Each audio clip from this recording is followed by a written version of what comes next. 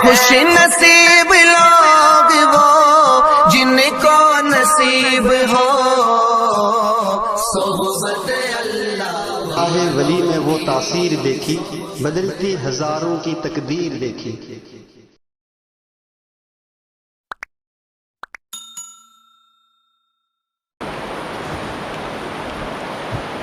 الحمد لله كفى وسلام على عباده الذين اصطفى أما بعد فأعوذ بالله من الشيطان الرجيم بسم الله الرحمن الرحيم قل هل يستوي الذين يعلمون والذين لا يعلمون وقال تبارك وتعالى إنما يخشى الله من عباده العلماء وقال النبي صلى الله عليه وسلم طلب العلم فریضة على كل مسلم ومسلمة او كما قال عليه الصلاة والسلام اللهم صل على محمد وعلى آل محمد كما صليت على إبراهيم وعلى آل إبراهيم إنك حميد مجيد اللهم بارك على محمد وعلى آل محمد كما باركت على إبراهيم وعلى آل إبراهيم إنك حميد مجيد۔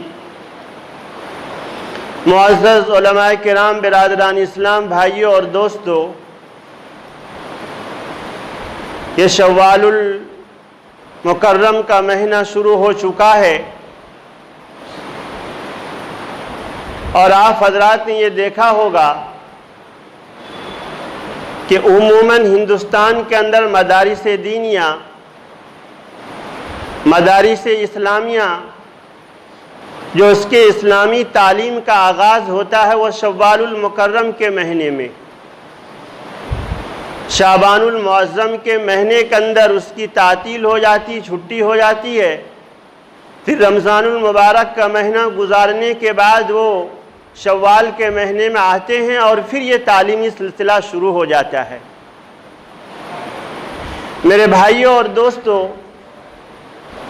جو آیت کریمہ میں نے آپ کے سامنے تلاوت کی، اللہ تبارک و تعالی حضور اکرم صلی اللہ علیہ وسلم سے فرما رہے ہیں کہ آپ فرما دیجئے قُلْ هَلْ يَسْتَوِي الَّذِينَ يَعْلَمُونَ، جو لوگ جانتے ہیں، علم رکھتے ہیں، وَالَّذِينَ لَا يَعْلَمُونَ، اور جو علم نہیں رکھتے، نہیں جانتے، وہ برابر نہیں ہو سکتے ہیں۔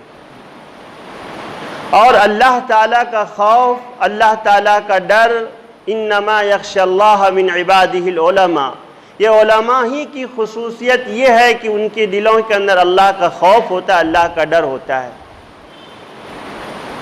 ورنہ ایک موقع کے اوپر مولانا تقی عثمانی دامت بارکاتہم کے والد صاحب مرحوم حضرت شاہ مولانا رفیع الدین عثمانی رحمۃ اللہ علیہ فرماتے ہیں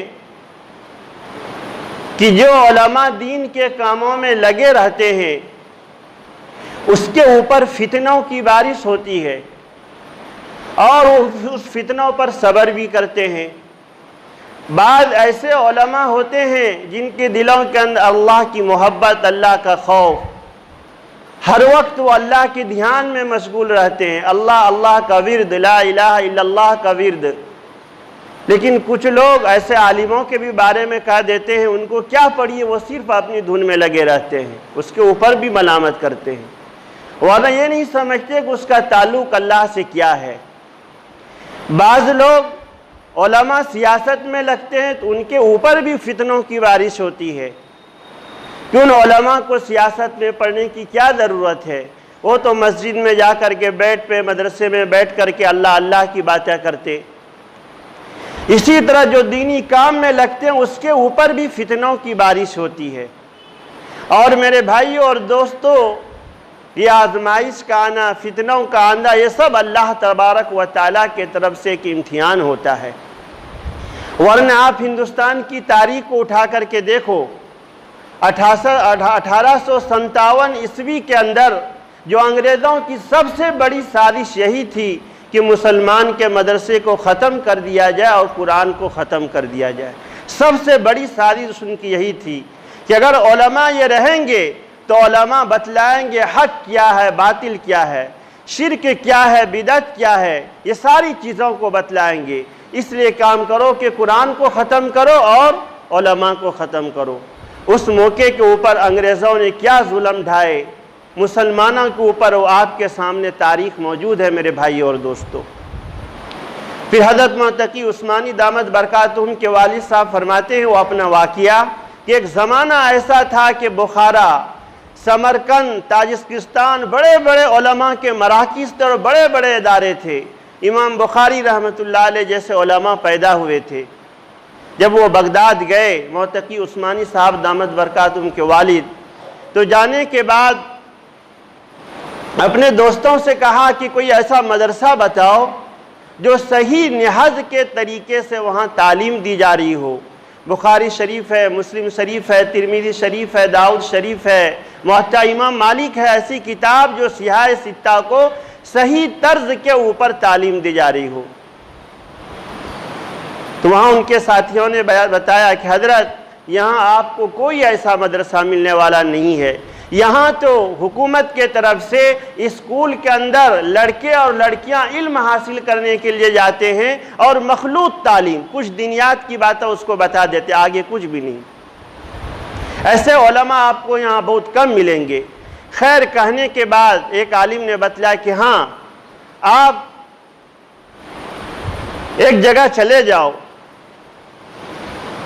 حضرت خواجہ بغدادی رحمۃ اللہ علیہ، وہاں پر جانے کے بعد ایک مسجد ہے، مسجد کے پاس جاؤ اور جانے کے بعد وہاں ایک عالم سے آج ملاقات آپ کر لو بغداد کے اندر۔ شاہ عبد القادر جیلانی رحمۃ اللہ علیہ، وہاں پر جاؤ، ان کے قریب ایک مدرسہ ہے۔ جب وہاں گئے، جانے کے بعد اس نے اپنے حالات بیان کیے کہ آپ کہاں سے آئے ہو؟ کہا کہ میں اس زمانے میں ہندوستان سے آیا ہوں۔ کس لیے آئے ہو؟ اپنے ساتھیوں سے ملاقات کرنے کے لیے، گھومنے کے لیے، پھرنے کے لیے۔ کیا آپ کے آنے کا مقصد کیا ہے؟ تو اس نے اپنا پورا واقعہ سفر نامے بیان کیا، میں اس لیے آیا ہوں تاکہ یہاں کے حالات کو دیکھوں، یہاں تعلیم کس نہج پہ ہو رہا ہے، دینی تعلیم لوگ کس طریقے سے حاصل کر رہے ہیں، یہ سب دیکھنے کے لیے آیا ہوں۔ تو پھر اس نے کہا کہ حضرت یہ آپ بتاؤ کہ دارالعلوم دیوبند کے اندر آج بھی وہ تعلیم ہو رہی ہے جیسے پہلے تھے؟ کہ ہاں آج بھی وہ تعلیم ہو رہی ہے، بخاری شریف ہے، مسلم شریف ہے، سیاہ ستہ ہے، امام موطا، جو طرز سے پہلے ہو رہا تھا آج بھی وہ طرز ہے۔ اور میرے بھائی اور دوستو، کبھی کبھی غیروں کے فتنے میں آ کر کے لوگ دارالعلوم دیوبند کو برا بھلا کہتے ہیں۔ کل ہی ایک عالم نے بیان کیا کہ 4000 طلبہ امتحان دینے کے لیے آئے ہیں وہاں۔ دور حدیث میں داخلہ کے لیے 4000 طلبہ امتحان دینے کے لیے آئے۔ اب ان کے یہاں ایک شرط ہے کہ 4000 طلبہ میں سے صرف 1500 طلبہ کو امتحان میں داخلہ لیں گے۔ اب ان کی کیا صورت ہوتی ہے کہ امتحان تو ہفتہ بھر ہوتا ہے، 7 روز تک، لیکن اصل امتحان گاہ میں بیٹھنے سے پہلے وہاں کے ذمہ دار ایک پرچہ نکالتے ہیں۔ اگر اس پرچے میں وہ طالب علم داخل ہو گیا پھر وہ 7 روز امتحان میں بیٹھ سکتا ہے، اگر اس میں وہ ناکام ہو گیا پھر وہ آگے امتحان میں نہیں بیٹھ سکتا ہے۔ اب 4000 طلبہ، ان میں سے صرف 1500 طلبہ کا داخلہ دورے میں ہونے والا ہے۔ یہ حضرت مولانا ارشد صاحب دامت برکاتہم کی نگرانی میں یہ سب ہو رہا ہے۔ ہونے کے بعد ابھی کیا صورت ہوتی ہے، وہ پیپر کے اوپر کسی کا نام بھی نہیں ہوتا ہے کہ بھائی چلو کوئی استاد کسی کا تعلق ہے اس کے نام پر زیادہ نمبر دیں گے۔ اللہ کے فضل و کرم سے جب سے یہ دارالعلوم دیوبند قائم ہے آج تک بھی وہاں ایسے علماء آتے ہیں جو من جانب اللہ کے طرف سے کچھ منتخب بندے ہوتے ہیں جو اللہ وہاں اس کو قبول کرتے ہیں، کیونکہ عام لوگوں کے طرف سے یہ مدرسہ قائم نہیں کیا گیا ہے۔ تو خیر وہ ارشد مدنی صاحب کے نگرانی میں چل رہے ہیں۔ جمعرات کے دن ایک پرچہ ہوا، اب اس پرچے کے اندر نمبرات آتے ہیں، جو نمبرات کے اندر وہ 4000 طلبہ میں سے پاس ہوگا وہ آگے اس کو اب سنیچر کے دن سے امتحان گاہ میں بیٹھنے دیا جائے گا۔ پھر وہ 7 پرچے ہونے کے بعد پھر کون پاس ہوا کون ناکام ہوا پھر اس کے لیے وہ رزلٹ آؤٹ ہوتا ہے۔ اب یہ میرے بھائیوں اور دوستوں، یہ مدارس اسلامیہ کا ایک دین ہے کہ آج بھی جو مدارس اسلامیہ ہے، اگر مسلمان اس پر توجہ نہیں دے گا، ایک عالم فرماتے ہیں کہ جیسے غیروں کے طرف سے حالات آ رہے ہیں، پریشانیاں آ رہی ہے، اگر مسلمان اس پر توجہ نہیں دیں گے تو جیسے بخارا، سمرقند اور بڑے بڑے مسلمان علاقے تھے وہاں کے حالات تھے، آج بھی وہ اللہ کر سکتا ہے اگر ہماری کاہلی اور سستی ہوئی۔ آج ہم اپنے بچے کو انگریزی تعلیم سے کوئی علماء منع نہیں کرتے ہیں۔ شیخ زکریا رحمۃ اللہ علیہ کے ایک صاحبزادے حضرت مولانا طلحہ صاحب رحمۃ اللہ علیہ، وہ بھی اللہ کے پیارے ہو گئے۔ اس زمانے کے اندر کسی نے آ کر کے کہا، حضرت ہمارے بچے عیسائی اسکول میں جاتے ہیں۔ میں اپنے بچے سے ایک دن پوچھا کہ بیٹا جب تم جاتے ہو اسکول کے اندر تو پہلے کیا کام کراتے وہ ٹیچر؟ تو بچہ تو صحیح جواب دے دیتا ہے۔ اللہ ماشاءاللہ آج بھی جن اولاد کے اندر اولاد کی فکر ہے تو وہ اپنے بچے کے کاپی بھی نگرانی کرتے ہیں کہ میرا بچہ جو 6 گھنٹے 8 گھنٹے اسکول جا رہا ہے وہ کیا کر رہا ہے، استاد اس کو کیا بتاتے ہیں، ٹیوشن میں جا رہا ہے تو ٹیوشن کے اندر ان کے اساتذہ کیا بتلاتے ہیں۔ ظاہر سی بات ہے ان کے اساتذہ جن خیالات کے ہوں گے وہی باتیں وہ بچے کو بتلائے گا۔ تو حضرت مولانا طلحہ صاحب رحمۃ اللہ علیہ فرماتے ہیں کہ ان ایک ماننے والے خاص لوگ ان کے پاس آئے اور کہا کہ حضرت عجیب بات یہ ہے کہ جب میں نے اپنے بچے سے ایک چھوٹے سے پرچہ ہے مکاتب دینیہ کی اہمیت، تو اس کا حضرت یہ ہوا کہ میں اپنے بچے سے پوچھا کہ بیٹا تم جاتے ہو اسکول کے اندر تو پہلے کیا ٹیچر لوگ کیا کام کرتے کہنے کے لیے؟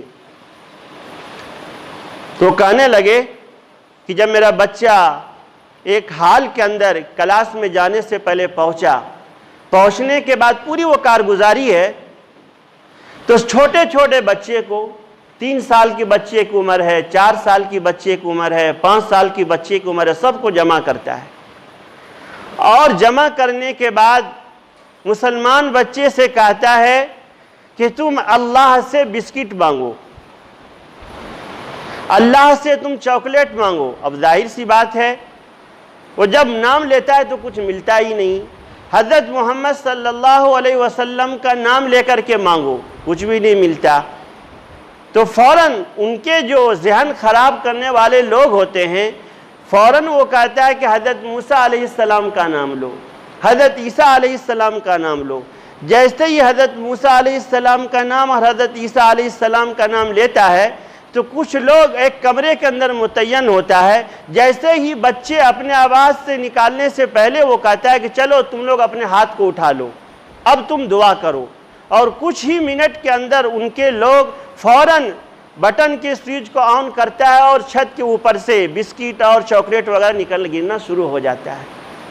اب سوچو اس بچے کا کیا عقیدہ ہوگا۔ تو اس وقت کے اندر حضرت نے فرمایا کہ اگر تم اس مدارس کو اور مکاتب کو اہمیت نہیں دو گے تو آگے چل کر کے ہماری نسل اور مرتد کے اندر اور ارتدار کے اندر مبتلا ہوگی اور غیروں کے ہاتھ میں چلی جائے گی۔ تو میرے بھائیوں اور دوستوں، یہ اللہ کی طرف سے ایک انتظام ہے کہ مدارس کے اندر بچے کو بتایا جاتا ہے کہ حلال کیا ہے، حرام کیا ہے، اور وہی انسان آج بھی شرک اور بت پرستی میں مبتلا ہے جنہوں نے علماء حق کے صحبت کو چھوڑا ہے۔ آپ دیکھ لو، جنہوں نے علماء حق کے صحبت کو چھوڑا آج بھی غیروں کے طریقے میں آ کر کے شرک و بت پرستی مبتلا ہو چکا ہے۔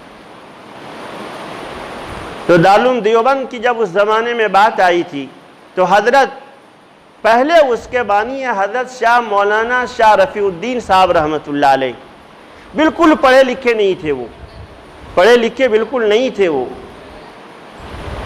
جب وہ دیوبند قائم کرنے کی بات آئی تو اللہ کے رسول جناب کریم صلی اللہ علیہ وسلم اس کے خواب میں آئے، اور خواب میں آنے کے بعد کہا کہ یہاں پر اب ایک ادارہ قائم کرو انگریز کے خلاف، اور خواب میں آنے کے بعد یہ بھی نہیں کہا کہ اس جگہ سے تعمیر کرو، بلکہ اللہ کے رسول جناب کریم صلی اللہ علیہ وسلم نے کچھ نشانات دیے۔ آج بھی وہ جگہ علماء فرماتے کہ حضرت مولانا نصیر الدین صاحب رحمۃ اللہ علیہ اس زمانے میں جو ان کے درسگاہ تھے وہاں پر سے وہ نشانات لگائے، اور لگانے کے بعد وہاں پر دارالعلوم دیوبند کی بنیاد قائم کی گئی۔ اس زمانے کے اندر ایک بچے طالب علم کو شرارت، بعض طالب علم شرارتی بھی ہوتا ہے، تو مولانا شاہ رفیع الدین صاحب رحمۃ اللہ علیہ کے سامنے وہ شوربہ لیا اور لینے کے بعد حضرت کے سامنے جا کر کے شکایت کی کہ آپ بچے کو ایسے سالن کھلا رہے ہو، اگر اس سے وضو بھی کرایا جائے تو وضو صحیح ہو جائے، کیسے آپ کر رہے ہو؟ تو خیر حضرت نے اس کو پہلے اوپر سے اور نیچے سے چہرہ دیکھا، دیکھنے کے بعد کہا کہ اب اس بچے کو تحقیق کرو، یہ بچہ صحیح معنی میں اس دارالعلوم دیوبند میں پڑھتا ہے یا نہیں پڑھتا ہے، اور اس کا نام داخلے میں ہے یا نہیں داخلے میں ہے۔ تو دوسرے اساتذہ کہنے لگے کہ حضرت یہ طالب علم تو کئی سال سے یہاں پڑھ رہا ہے اور رجسٹر میں بھی نام ہے، کہ نہیں اس کی تحقیق کرو۔ تحقیق کرنے کے بعد پتہ چلا کہ وہ طالب علم جس نے یہ حرکت کی تھی اسی جیسا نام دوسرے طالب علم کا تھا، اب اس طالب علم کے نام پر وہ ٹکٹ لے کر کے وہ کھانا لے رہا تھا۔ آج بھی وہاں دستور ہے، جو لوگ گئے ہیں کہ لائن لگ کر کے ٹکٹ کے اوپر کھانا دیا جاتا ہے، کھانا کا مالک بنانے کے بعد جب بھی رات کو کھانا چاہے کھا سکتا ہے گھر میں۔ تحقیق کرنے کے بعد پتہ چلا کہ یہ طالب علم یہاں کا نہیں ہے، یہ تو دوسرے طالب علم کے نام کے اوپر اس کا نام ملتا جلتا تھا، وہ ٹکٹ لے کر کے آج تک وہ رہا تھا۔ پھر حضرت مولانا شاہ رفیع الدین صاحب سے پوچھا کہ حضرت آپ کیسے پہچان لیے کہ یہ طالب علم یہاں کا نہیں ہے، یہ تو کئی سال سے یہاں پڑھ رہا تھا؟ حضرت نے فرمایا کہ اصل میں ایک کشف کے ذریعے سے، کہ میں ایک مرتبہ وہاں پر ایک دیوبند کے اندر ایک جگہ ہے، موصلی جگہ، وہاں پر میں ایک مرتبہ دیکھا کہ کنویں کے اندر سے دودھ نکل رہا ہے اور اللہ کے رسول جناب کریم صلی اللہ علیہ وسلم اس دودھ کو تقسیم کر رہے ہیں۔ اب کوئی ڈول میں بھر رہا ہے، کوئی مٹکے میں بھر رہا ہے، کوئی لوٹے میں بھر رہا ہے، جو اپنے بشاست سے لے رہا وہ بھر رہا ہے۔ تو جب یہ واقعہ دیکھا تھا میں نے، تو شوال کے مہینے کے اندر جب اس لڑکے کے اوپر میری نظر پڑی تو یہ لڑکا اس کے سامنے موجود نہیں تھا اس خواب کے اندر، اس لیے میں یہ بار بار اس لڑکے کو دیکھ رہا تھا کہ لڑکا صحیح معنی میں یہ مدرسے میں رہتا ہے یا نہیں رہتا ہے۔ تو پتہ چلا کہ اس لڑکے یہاں کا یہ لڑکا نہیں ہے۔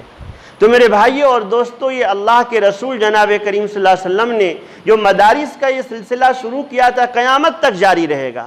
آپ بھی جو لوگ مسجد نبوی جاتے ہو، دیکھا ہوگا کہ جو صفہ چبوترا ہے جو علاقہ، وہ تو مسجد نبوی کے سطحی کے اعتبار سے حضور اکرم صلی اللہ علیہ وسلم کی حجرہ شریفہ سے پیچھے ہے، آج بھی اس کو اونچی جگہ پہ رکھا ہے، اونچائی سطح میں۔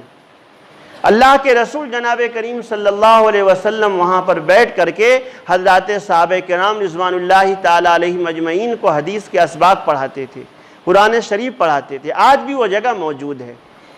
اس زمانے سے یہ سلسلہ چلا میرے بھائی اور دوستوں، قیامت تک یہ سلسلہ چلتا رہے گا۔ تو آج مدارس کے اندر یہی سکھایا جاتا ہے کہ حلال کیا ہے، حرام کیا ہے، ماں باپ کے کیا حقوق ہیں، رشتہ دار کے کیا حقوق ہیں، کون سے تجارت تم کرو گے تو حلال ہوگا، کون سے تجارت تم کرو گے تو حرام ہوگا، کیونکہ حلال اور حرام کا اثر انسان کے زندگی کے اوپر پڑتا ہے۔ امام بخاری رحمۃ اللہ علیہ کے حالات کو آپ پڑھو، پوری دنیا کے اندر اس کی کتاب پڑھائی جاتی ہے۔ اللہ نے کیوں اس کو اتنا اونچا مقام دیا؟ علماء فرماتے کہ یہ صرف حلال کمائی کی برکت کی وجہ سے۔ حضرت شاہ عبدالعزیز محدث دہلوی رحمۃ اللہ علیہ کے بازی حضرت شاہ عبدالعزیز رحمۃ اللہ علیہ کے بارے میں آتا ہے کہ وہ حضرات صحابہ کے بارے میں، یعنی صحابہ کرام رضوان اللہ علیہم اجمعین کے زمانہ کے بعد پہلے صدی کے وہ مجدد تھے، پہلے صدی کے، اور ان زمانے میں اس کو عمر کا خطاب ملا تھا، عمر بن عبدالعزیز۔ جب اس کا نکاح ہوا اور نکاح ہونے کے بعد ان کی بیوی جو عبد الملک بن مروان کی بیٹی تھی، بہت سارے زیور جوہرات اور بہت سارے کہ مطلب کہ سونا چاندی لے کر کے وہ آئی تھی۔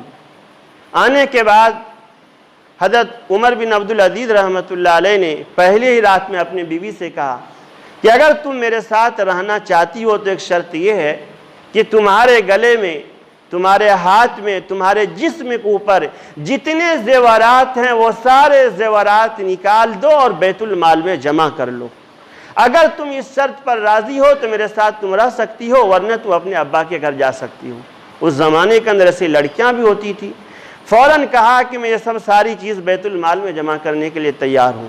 خیر، اس کے زمانے کے اندر علماء فرماتے ہیں کہ شیر اور بکری ایک گھاٹ کے اوپر پانی پیا کرتا تھا۔ ایک چرواہا اپنا واقعہ بیان کرتا ہے کہ اپنے بکری کو لے کر کے جیسے میں گھاٹ کے اوپر پہنچا تو فوراً ایک شیر نے بکری کے اوپر حملہ کر دیا۔ فوراً اس چرواہے نے کہا کہ حضرت عمر بن عبدالعزیز رحمۃ اللہ علیہ کا انتقال ہو چکا ہے۔ دوسرے ساتھی نے کہا کیسی تم باتیں کر رہے ہو، اتنے بڑے لوگوں کے بارے میں کیسے تم نے بلا تحقیق یہ کہہ دیا؟ تو اس چرواہے نے کہا کہ ہاں اس لیے کہتا ہوں کہ جب تک وہ حیات میں تھے تو جانور کے اندر بھی اتنی طاقت اور قوت نہیں ہوتی تھی کسی دوسرے کے اوپر ہم ظلم کریں۔ ابھی ایک شیر نے بکری کے اوپر حملہ کیا ہے، ہو سکتا ہے کہ حضرت عمر بن عبدالعزیز رحمۃ اللہ علیہ کا انتقال ہو چکا ہو جس کی وجہ سے شیر نے بکری پر حملہ کیا۔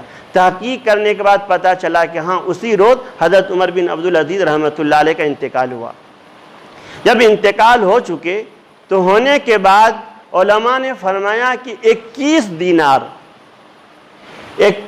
دینار اب اس زمانے کے اندر بادشاہ تھے، حلال کمائی کا 21 دینار وہ اپنے پاس چھوڑ کے گیا، بعضوں نے 22 دینار۔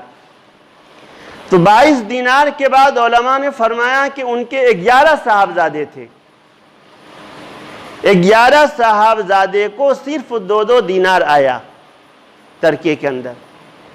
لیکن جیسے ہی حضرت عمر بن عبدالعزیز رحمۃ اللہ علیہ کا زمانہ ختم ہوا، اس کے بعد ہشام بن عبد الملک کا زمانہ آیا، وہ بھی بادشاہ بنے اور ان کے پاس بھی 11 بیٹے۔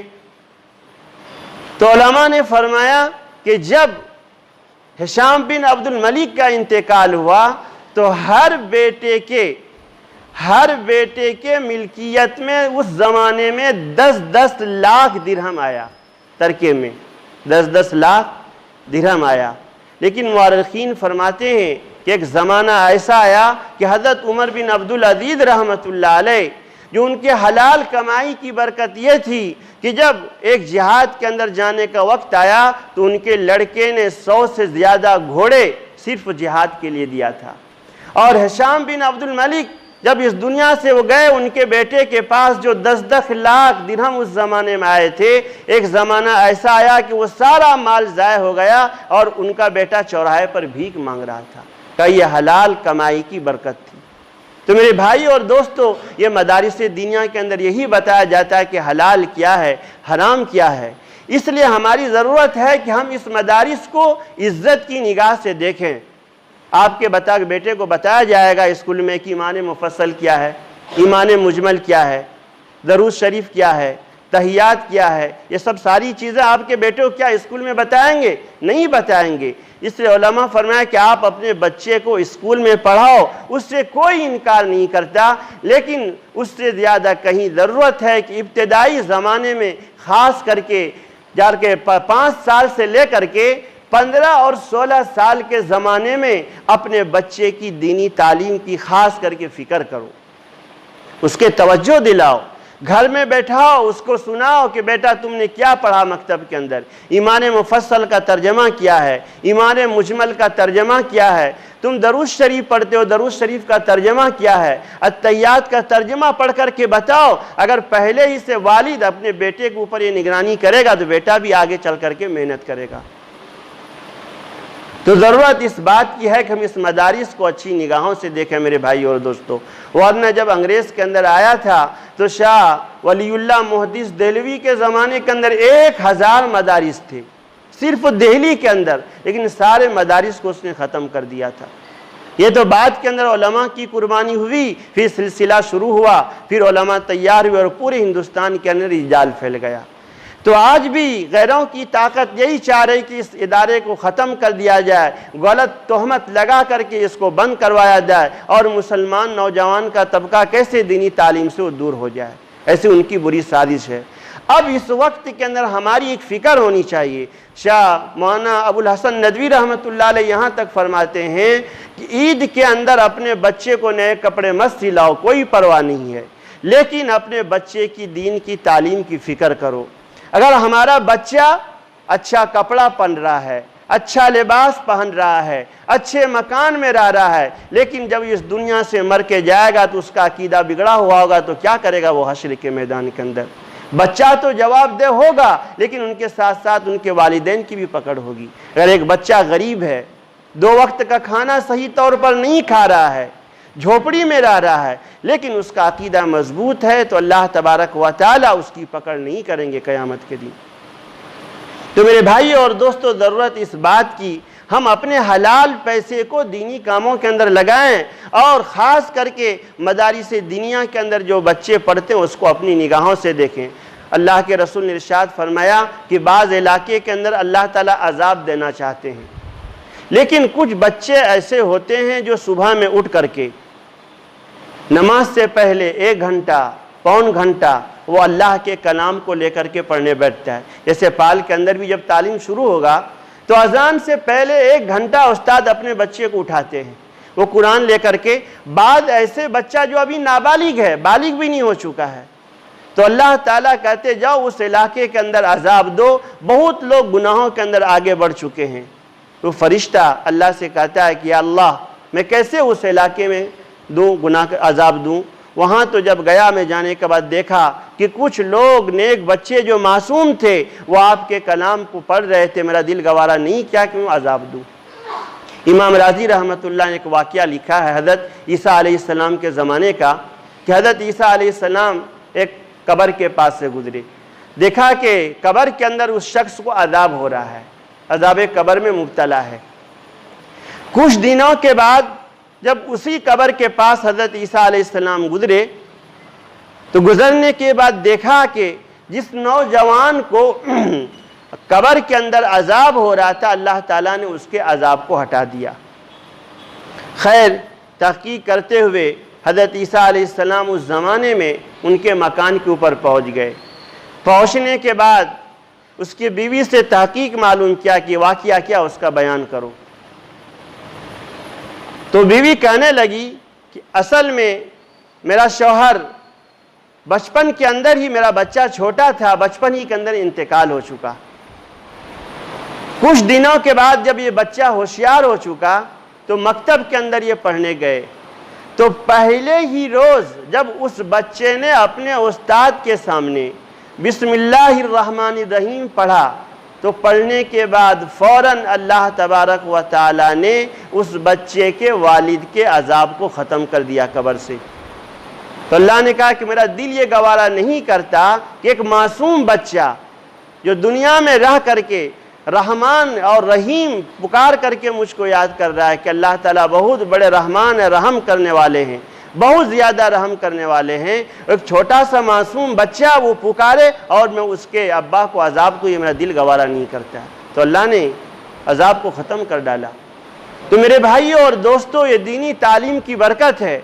امام بخاری رحمۃ اللہ علیہ کے بارے میں آتا ہے کہ اس کے بچپن کے اندر اس کی روشنی چلی گئی. اس زمانے کے اندر ان کے والدہ بھی ایسی تھی، تو رو رو کر کے اللہ سے دعا کرتی تھی، یا اللہ میرا بیٹا ایک ہی ہے، اس کے حق میں خیر کے فیصلے فرما. اس زمانے میں والدہ بھی ایسی ہوتی تھی، تہجد گزار، اللہ سے دعا کرنے والی.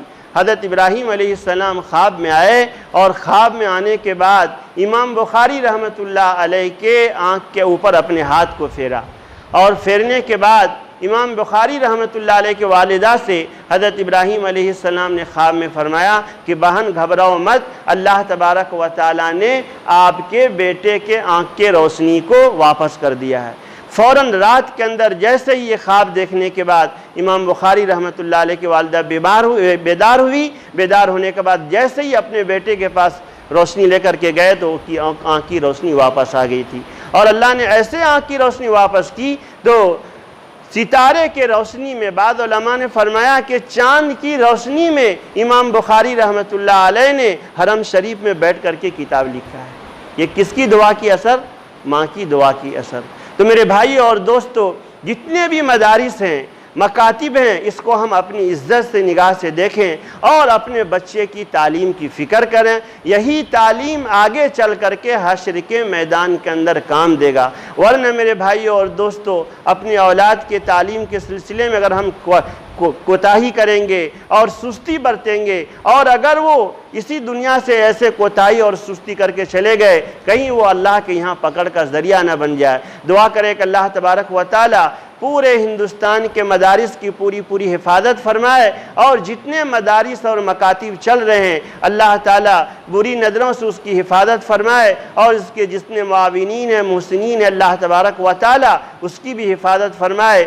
آمین وآخر الدعوانا الحمدللہ رب العالمین۔